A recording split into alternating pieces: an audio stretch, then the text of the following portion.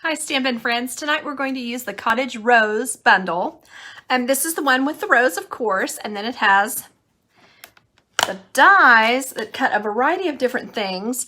Of course, it cuts out the big flower, and then it cuts out these little guys are kind of cute. And it also cuts out this big batch of die things, but it cuts it kind of in pieces. It doesn't really cut out a big, large thing. It just cuts out the, I should call it like the negative, sort of. I was very limited on the amount of colors that I have. And so, not that I don't have them, but like, don't think of this as exhaustive of the possibilities for the colors that you could use, because yeah, I really should have probably grabbed a couple more here, but I was trying to go soft and light. So I hope that you see something that appeals to you. All right. Oh, I'm sorry. I have some shadows here. Sorry about that. I'm not sure what the deal is, but I started this by, I've seen this where, you know, in the catalog, you can see that it cuts this out. Well, I wanted to kind of think about it like, how would I want my little floral swag to be positioned on my card? So I was kind of thinking about that, and I just decided to not worry about where I cut this. So then what I will do, line it up on here. It's going to take me a second. Okay, there we go. So that's pretty good. And then I'm just going to cut around, you know, cut these little edges off. And then to me, I think it would look really nice to have dimensionals under this, so that when you have it lifted there, it'll just be a little bit, you know, kind of some depth there, that kind of thing. But you could certainly use this with just something behind it as well, because you can see there that it looks like a floral stem on the negative. So that's another way to use this. You could put, you could color the background. You know, like maybe use just the same that you have. Use it like this, and put your colors behind, you know, kind of mark where you're going to go just very lightly, and erase your dots. And then when you put this on there, it will be kind of a pretty look. So that's one choice that you could do. And then of course this one. And so that, I just kind of want to reiterate this one because I really think that's a fun thing to do. Then, let me see here. I saw this the other day. This is colored, you know, our white chalk markers went away, but we have this look still if we just use our Whisper White craft ink and a blender pen. So it's basically the same thing. Now what I do is mark it and say that I've used white craft ink in it, so that I don't basically I don't use it for anything else, because it's not going to come out. It's basically, white craft is like paint. But then you just go in here and add your color and blend it out. Now I tried, while I was doing this, to not get it very white. I didn't want it to, I wanted to still be able to see the markings under it. So then if I got too close to the edge, I also kept a toothpick nearby so that I could just scrape the white craft off of the line art, because I don't want it to become, I don't know what the word would be. I don't want it to just become a big muddy mess where all you can't really see that it's a flower anymore. Okay, so the next thing I wanted to show you that I tried was using just a dot. Give it a shake real quick. This one is the soft seafoam. Just kind of put that on there. And then you could use an aqua painter or a glitter pen like this, and just add a little bit of color over the top of this. Now it's going to look a little bit gray because of the way that the color goes through, but I just think that's kind of adds a pretty tone to it. And then of course you could do the same thing. I'm not going to make you sit and watch me, but it would be gorgeous to add the same with this white. I probably would not use my blends, just because I think that would cause it to be, it would cause damage to your blends. That's the blends are the Stampin' markers that are alcohol based. Okay, And one thing I wanted to say at the end of this, if you are local, definitely, or even if you're not, just tell me. Tell me which of these card ideas is your favorite. And I know it's going to be a little bit hard because I'm going to show you so many, and you can see I've got this all spread out over the work area. But just kind of just to see what people's opinions are, because I have a hard time deciding sometimes. I mean, I'm sitting here and I'm like, oh, I like that, I like that, I like that. So it gets kind of out of control. So what I'm doing, the reason I grabbed this one is because it has a lot of glitter in it. So I'm just adding the glitter. I'm going to hold that up where you can probably see it a little better. Now, there you go. Let's see. Tilt it just a little bit. There we go. So you can see here I added the white to the, to me those are like little baby's breath or something.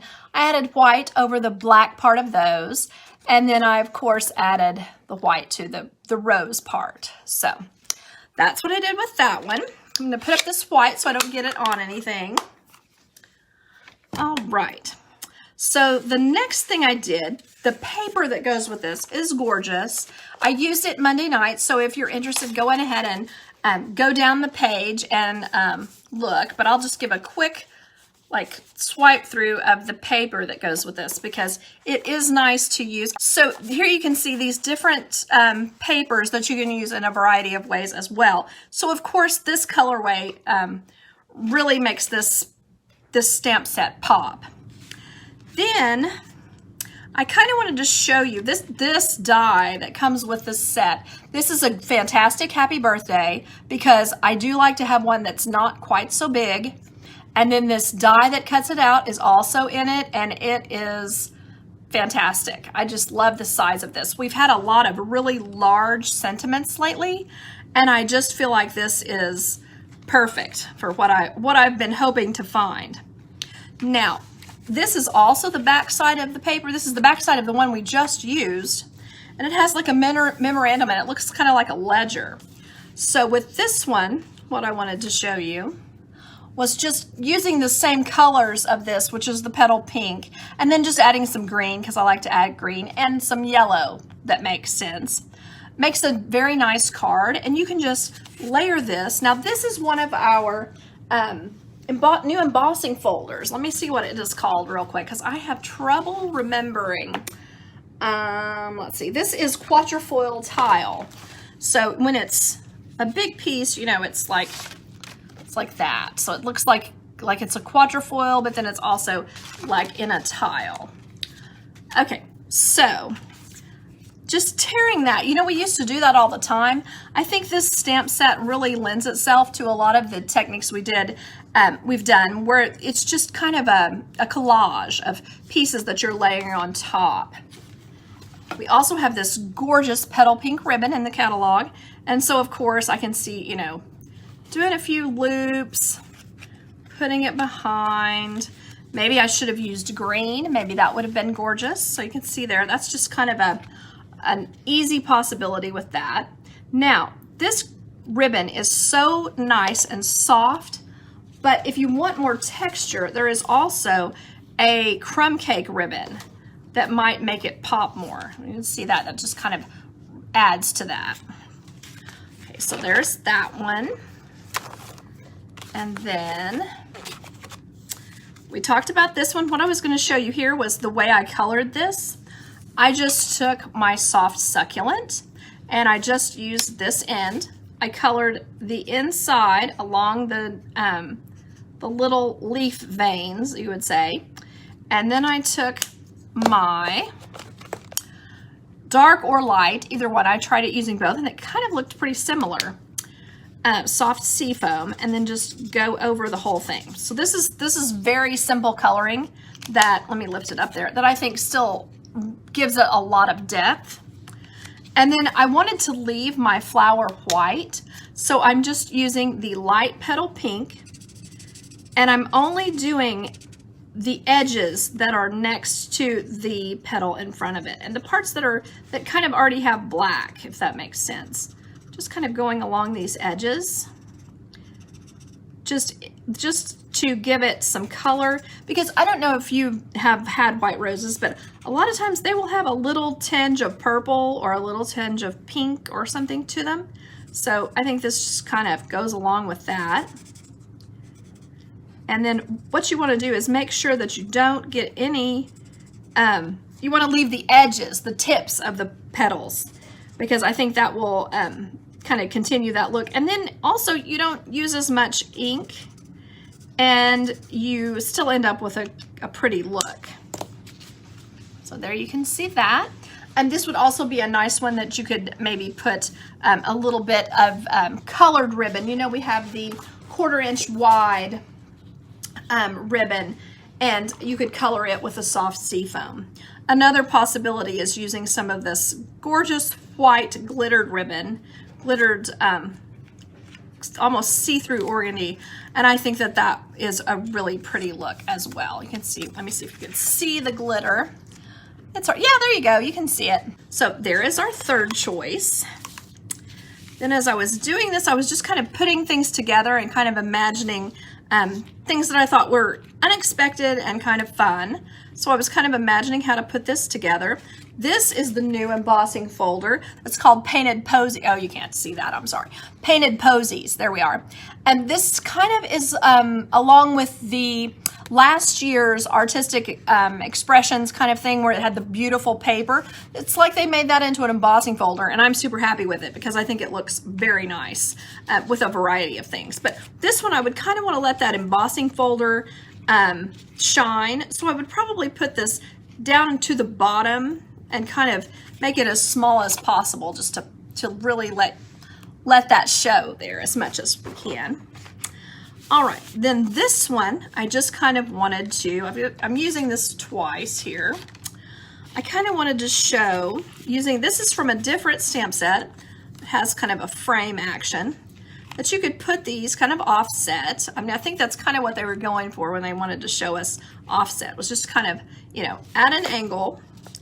And then you could put these guys, you know, whichever one appeals, or all of them, just kind of layer them on. You could put, like, I don't know if this is making sense to you. This may look a little much, but I was just kind of thinking it would be fun to just kind of have several different designs laying on this. I don't know if that makes sense. And then I would, of course, put this here. There we go. Very cool.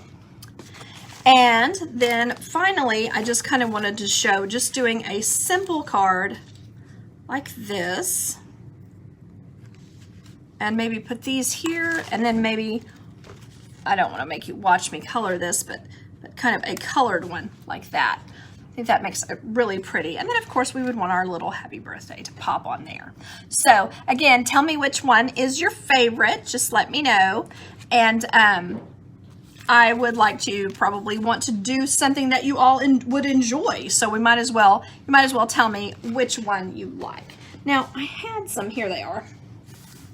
These guys, I thought these were kind of a surprise. They are called solid faceted gems, but I think the black ones would look good with several of the ones that are black. And then it has kind of a bashful blue, I'm not bashful, you know it's not.